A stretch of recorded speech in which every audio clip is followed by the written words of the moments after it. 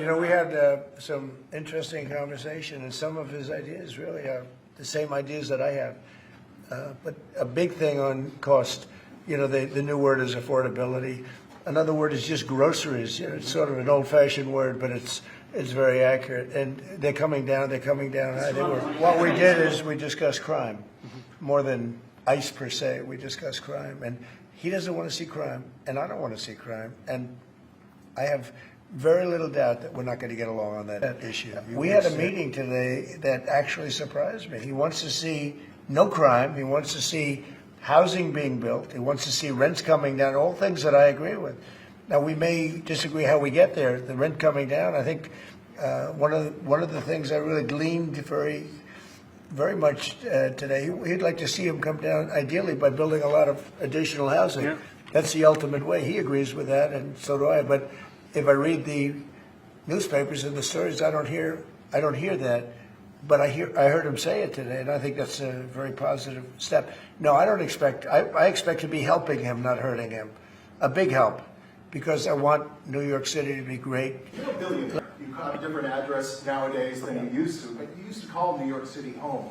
Would you feel comfortable living in New York City under a Mamdani administration? Yeah, I would. I really would, especially after the meeting. Absolutely. What makes you comfortable? We agree on a lot more than I would have thought.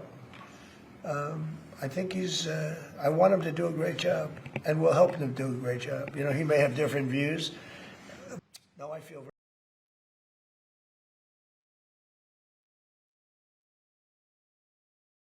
But just days ago, you referred to President Trump as a despot who betrayed the country. You said you'd be his worst nightmare and accused him of having a fascist agenda. Are you planning to retract any of these remarks in order to improve your relationship? I think both President Trump and I, we are very clear about our positions and our views, and what I really appreciate about the President is that the meeting that we had focused not on places of disagreement, which there are many, and also focused on the shared purpose that we have in serving New Yorkers. And frankly, that is something that could transform the lives of the 8.5 million people who are currently struggling under a cost of living crisis, with 1 in 4 living in poverty. And the meeting came back again and again to what it could look like to lift those New Yorkers out of struggle and start to deliver them a city that they could do more than just struggle to afford it, but actually start to live in it. And I've been called much worse than a despot, so it's not that insulting. Maybe I think he'll change his mind after we get to working together. Yes, please. Mr.